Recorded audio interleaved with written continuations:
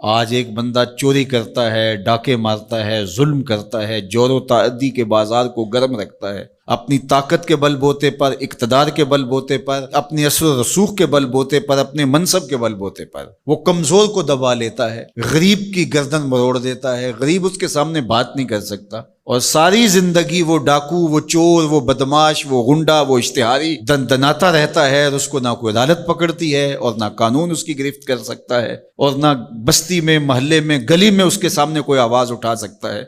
اور کمزور ساری زندگی پسا رہتا ہے۔ تو مرنے کے بعد اس لیے وہ عدالت رکھی گئی ہے۔ اللہ تعالیٰ نے قرآن مجید میں ارشاد فرمایا قیامت کے دن کیا ماننے والے اور انکار کرنے والے دونوں، کیا ہم ان کے ساتھ ایک جیسا سلوک کریں گے؟ ما لکم کیف تحکمون، یہ تم کہاں سے فیصلہ لائے ہو، یہ بات تم نے کہاں سے گھڑ لی ہے؟ مرور زمانہ کے ساتھ جو مسلسل مشق ہوتی ہے تمہاری اس دنیا کے اندر، اس سے تم سمجھتے ہو کہ ایسا ہوگا، لیکن ایسا ہوگا نہیں۔ وہ ایک الگ نظام ہے، اور اس نظام میں آپ کو ایک ایک چیز اللہ کے حضور لے کے پیش ہونا ہوگا۔ تو کہا واتقوا یوما، اس دن سے ڈرو، لا تجزی نفس عن نفس شیئا، کوئی جان کسی جان کی جزا نہیں بنے گی، کوئی جان کسی جان کا بدلہ نہیں بنے گی کہ اس جگہ مجھے رکھ لو۔ کوئی بننا بھی نہیں چاہے گا، اگر کوئی بنانا بھی چاہے تو کوئی بننا ہی نہیں چاہے گا۔ یوم یفر المرء من اخیہ وامہ وابیہ، اس دن باپ بھی کہے گا کہ میں اس کا ذمہ دار نہیں ہوں، بیوی کہے گی میں اپنے شوہر کی ذمہ دار نہیں ہوں، بیٹا کہے گا میں اپنی ماں کا ذمہ دار نہیں ہوں، ماں کہے گی میں اپنی بیٹی کی ذمہ دار نہیں ہوں، اور وہ ایک دوسرے سے جان چھڑا رہے ہوں گے۔ جب ماں بھی جان چھڑا رہی ہوگی، بتائیے وہ دن پھر کس طرح نفسی نفسی کا ہوگا۔ آج کی تاریخ میں سارے لوگ میدان چھوڑ کے بھاگ جائیں، لیکن ماں جو ہے وہ جلتی ہوئی آگ میں بھی کود جاتی ہے اپنی اولاد کے لیے، لیکن وہ دن اتنا سخت ہوگا کہ ماں بھی چھوڑ دے گی، ماں بھی کہے گی یہ اس سے پوچھو، میں اس کی ذمہ دار نہیں ہوں۔ اللہ اکبر۔ تو کہا وہ دن آنے والا ہے، آج تم نے دنیا کے اس رویے سے اور اس طرز زندگی سے اور جو تم زندگی گزارتے ہو اس سے تم نے یہ نتیجہ نکال لیا ہے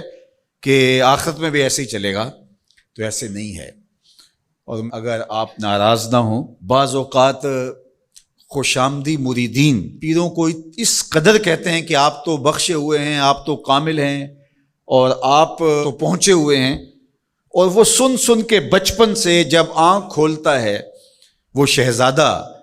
آغوش مادر سے، جب نکل کے وہ خانقاہ کے ماحول میں آتا ہے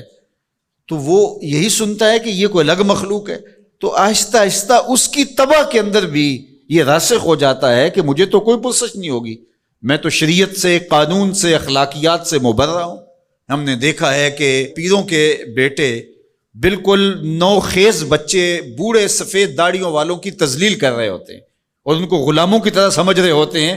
ان کا خیال ہے کہ ہم ان کے اوپر جو ہے وہ کوئی حاکم بن کے آئے ہیں۔ یہی سیاستدانوں کا حال ہے، یہی باقی طبقات کا حال ہے۔ تو وہ ماحول ایسا ان کو دیا جاتا ہے، اور وہ پھر آہستہ آہستہ یہ سمجھتے ہیں کہ ہم تو بخشے ہوئے ہیں،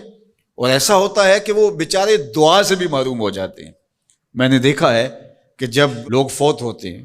تو بالخصوص جو اس طرح کا ماحول ہوتا ہے وہاں، تو وہاں پیر صاحب کے لیے مغفرت کی دعا نہیں کی جاتی، ان کے وسیلے سے اپنے لیے دعا کی جاتی ہے۔ تو یار کیسی محرومی ہے کہ جو دعائیں مغفرت کی، غفران کی، باوجود کے پیغمبروں کے دامن پہ کوئی گناہ کا دبا اور داغ نہیں تھا، لیکن اللہ سے وہ استغفار بھی طلب کرتے رہے اور اپنے لیے غفران و رحمت کی دعائیں بھی مانگتے رہے۔ اصحاب پیغمبر، اولاد رسول سب یہ کچھ کرتے رہے، لیکن آج جو ہے وہ مجھے اچھی طرح یاد ہے کہ ایک دفعہ ہم کہیں فاتحہ پڑھنے گئے، بہت پرانی بات بھی نہیں ہے، کوئی 10 سال پرانی بات ہوگی، تو وہ جو صاحب فوت ہوئے تھے تو میں نے غفران و مغفرت کا کوئی لفظ کیا تو میری طرف بڑی تیکھی نظروں سے لوگ لکھنے لگے کہ یعنی کیا آپ ان کے لیے مغفرت کی دعا کریں گے؟ یعنی یہ تو بخشے ہوئے ہیں، میں اور آپ کسی کے لیے گمان کر سکتے ہیں، دعا دے سکتے ہیں، لیکن قطعاً کہنا ہمارے لیے یہ مشکل ہے۔ تو پھر کیا کریں گے؟ ہم دعا مانگیں گے، نیک سے نیک پارسا شخص بھی ہو، ہمیں یہ بتایا گیا کہ اس کی خوبیوں کو بیان کرو، اس کی اچھائیوں کو بیان کرو، اس کے اچھے اعمال کا ذکر کرو اور اس کے بارے حسن ظن رکھو، لیکن اس کی مغفرت کے لیے دعا کرو۔